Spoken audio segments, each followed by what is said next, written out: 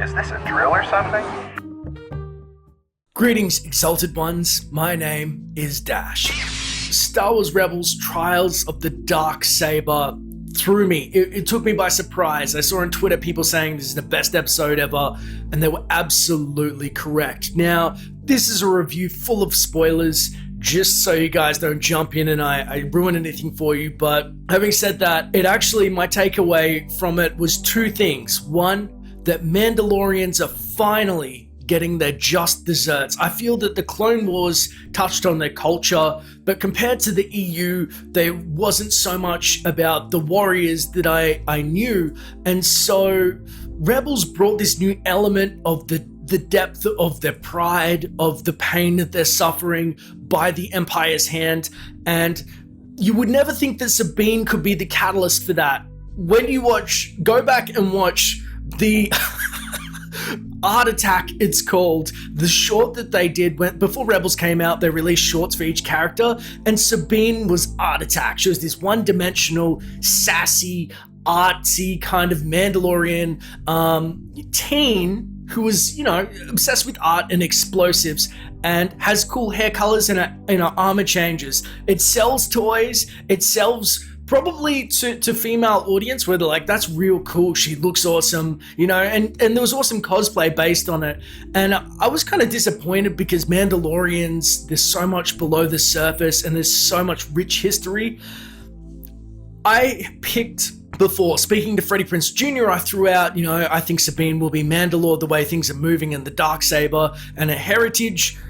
But I didn't know how they would transition her from this one-dimensional character, this very kitsch, to Mandalore, because the title means so much to all of us. And if you screw that up, you're screwing up Star Wars for some people. And they hit that nail on the head so hard. The emotional depth that she brought, the pain that drove her, the fact that the Empire had oppressed her family and they were all so afraid, yet she stepped up to the plate.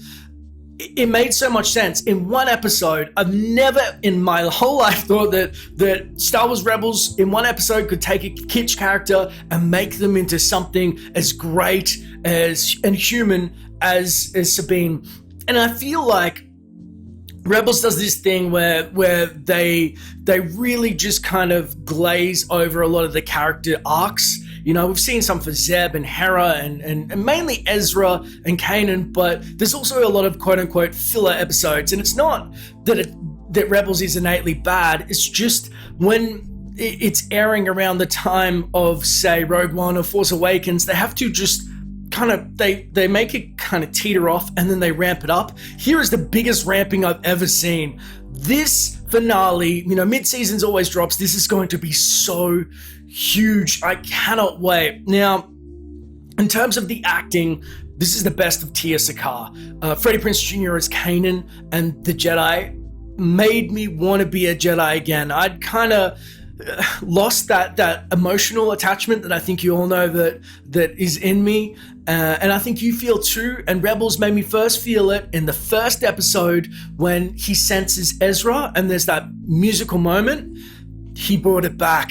The relationship was straight fire. The way that he taught and he didn't pull punches. I mean, he beat the shit out of her to teach her a lesson was absolutely, I'm not saying that's the greatest thing to do, but it's showing how far they're willing to commit to the story, and his character has grown, all of them exponentially. Fen Rao was also amazing because he's a phenomenal actor, but also he kind of lending his support to Sabine and seeing her growth and kneeling at the end totally made sense. There was that moment that everybody felt, but the actors supporting her and lifting her up, so to speak, worked beautifully.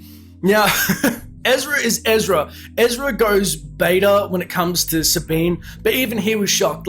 He's always trying to curry favor with her and she senses it and she's like, ew, man up. If he stood his ground a little bit more, it would help. But the fact that he was kind of being a bitch to her saying, oh, now you get to experience what I did with Kanan, she slapped him back a little bit.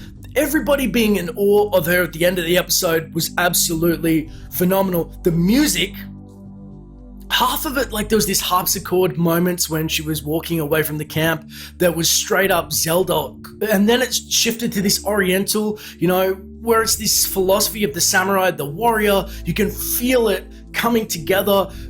It makes me wonder how a couple of episodes again we saw Martin Matten throwing freaking crates from a ship at the Empire and being a 12-year-old little brat, to this is just mind-blowing.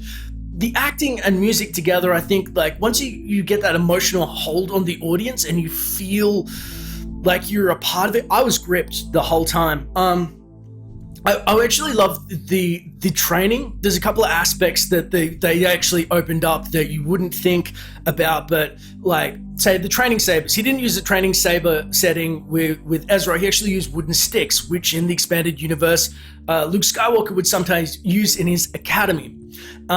Which I found really cool when they started talking about sabers, and it changed the whole aspect as well, because I'll back up for a second. In the expanded universe, you're either force sensitive or you weren't. You just didn't feel the force. The force went through everything, but you didn't have a connection.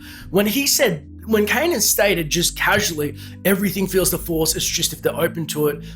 I don't know how much she could manipulate it per se, but if everybody's kind of force sensitive, that changes the rules on everything. The fact that your thoughts and energy flows from you through to a lightsaber crystal, and the crystal is much more alive now, that changes everything. The way that they're attracted to each other, and again, and it's energy based, and you have to move with it. There is this flow and this philosophy that really lends itself to being a Jedi a little bit more than the expanded universe, in my opinion. And I was so outspoken because I love the saber crystals. I love, people could make sabers, but this is starting to take shape with the philosophy of the Force as a whole, where I'm starting to really attach to it. And I'm like, Jedi Knights are freaking amazing, and there's so many places they can go with it. I love the braces. Mandalorians have always been known as, they're just kick-ass fighters, and even in the expanded universe they would kick the shit out of Jedi from time to time, but they're so proud. Losing hurts, so there's this emotional aspect as well as the outside physical. Speaking of the physical, those bracer guards that she has, actually, we didn't get to see the setting of where they could block a lightsaber, which is something we saw in Dirge in the micro series Clone Wars. There was the cool whip grabbing the saber, and then the repulsors, which makes you want to be a Mandalorian. So many people were like either Jedi or Sith, but there's been this big Mandalorian cult following, and by just really showing how cool their culture is, the warrior ways, showing people their armor, their weapons, their methodologies, telling the story,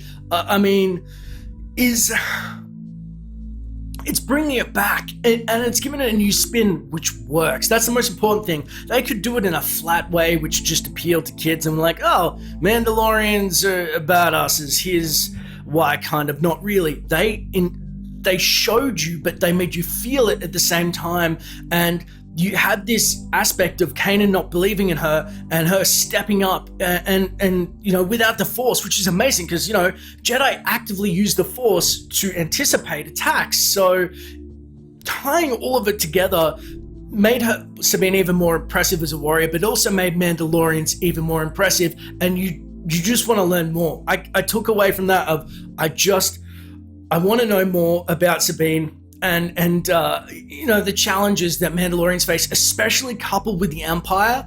It's not just some thing where Mandalorians want to fight the Jedi to test their strength, which they would do. They would always value strength over most things. The Empire oppressing them and fear taking over a proud race, and seeing that and being outcast, like all of this is just this stew of pent-up anger and rage. And it's something that I think we haven't seen enough, is how people feel about the Empire when the Empire oppresses a planet, and the people, what that does to their relationships, to them personally, where they have to fight back. They tried with Zeb, and you got to feel for it, but this is like Zeb. This is Sabine's story arc. Like, I wish they retold everybody's story now, because this is straight fire, and it can only go up from here. But that is pretty much everything I've gleaned from the episode. I know that you guys have probably got a ton more that I missed, but I'm just so excited. My brain I need to watch it a couple more times to chew through it. But the beauty of this video is it is just the start of the discussion. Our love for Star Wars surrounds, and it binds us together. Dash is back. So let me know in the comments below, what was your favorite thing? And what are you excited for? Are you fingers crossed like me that Sabine will become Mandalore? Because if you love Star Wars, I want to talk to you about it. It's as simple as that, my friends.